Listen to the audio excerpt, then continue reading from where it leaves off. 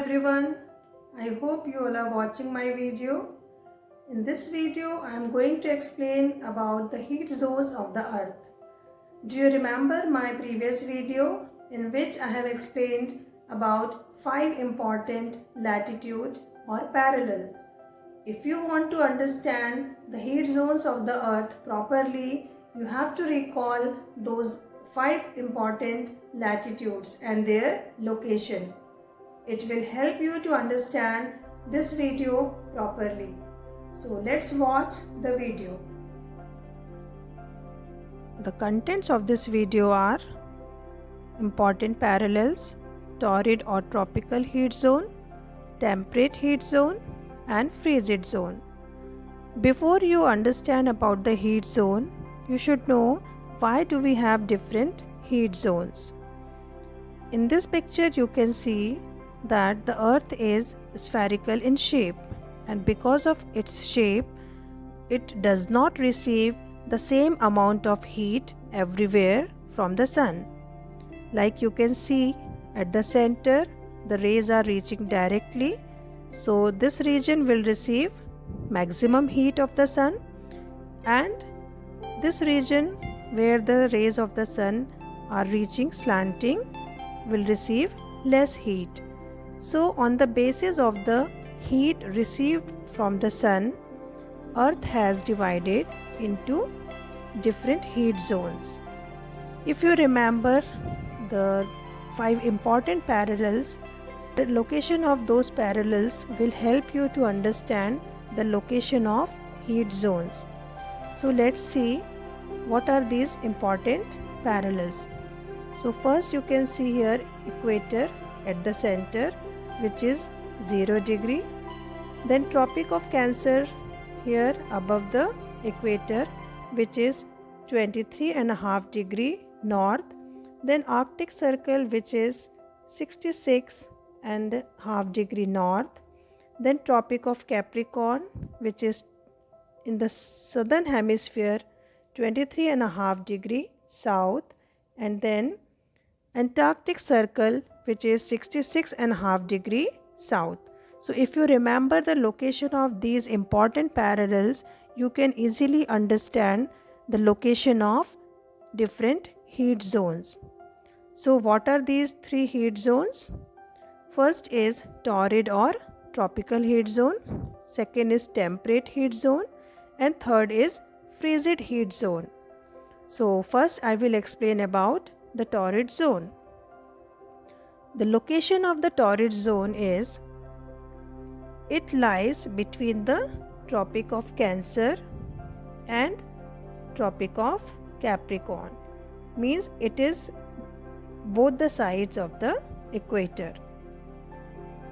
So this region is at the center, so it receives maximum heat of the sun and direct rays of the sun. So that is why the climate is extremely hot and humid. So it also receives heavy rainfall throughout the year, which helps the tree to grow quickly. So dense forest is found in this region, and of course variety of wild animals live in these forests. You can see many countries such as Indonesia, Malaysia, Thailand, Taiwan, Sri Lanka, India, Bangladesh, and many other countries are located in this region. The southern part of India is also located in this torrid zone, while the north part of India is in temperate zone. So this is about the torrid zone. Now the temperate zone. Temperate zone lies between the torrid zone and the frigid zone. Here you can see in the picture, it is this region between the torrid zone and frigid zone. Means there are 2 temperate zones. One is in northern hemisphere, which starts from the Tropic of Cancer to the Arctic Circle. This is northern temperate zone. Another is from the Tropic of Capricorn to the Antarctic Circle. This region is in southern hemisphere, so this is known as southern temperate zone. It has moderate temperature because this zone is away from the equator and also away from the poles. So the temperature is neither too hot nor too cold. The climate is not suitable for growing tall trees in some part of the temperate zone.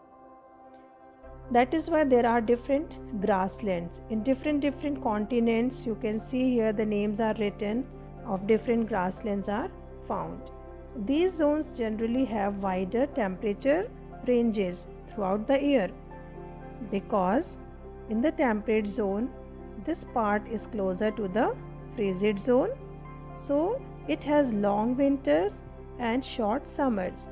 But this region is towards the torrid zone, so it has long summers and short winters. Same is with southern temperate zone. So this is about the temperate zone. Now the frigid zone. As the name only you can understand that this is frozen area.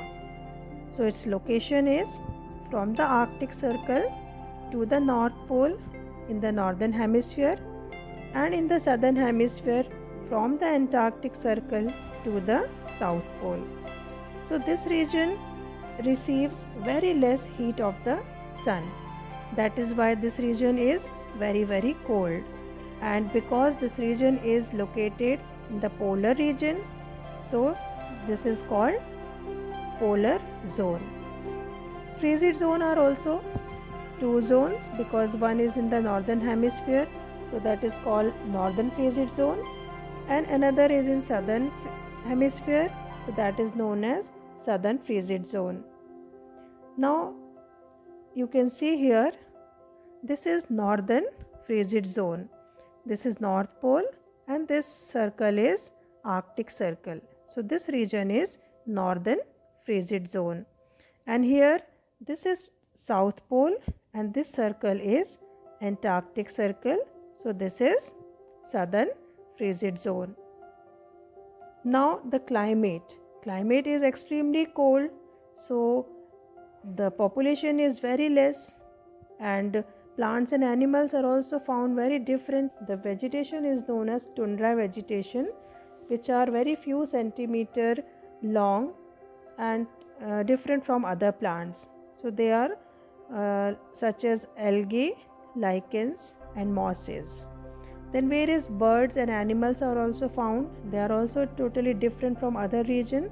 So birds like penguin, gulls, diving petrels are found there, and animals like walrus, reindeer, seal, wolf, these animals are found there. So you can see the different regions on the earth receive different amount of heat of the sun, which divides the earth into three heat zones on the basis of difference in temperature. Like the part which is receiving the direct rays is the hottest part of the earth, and the part which is receiving slanting rays of the sun, they are colder as compared to the center part. In this way, earth has three different heat zones. I hope you have understood about these three heat zones. Thank you.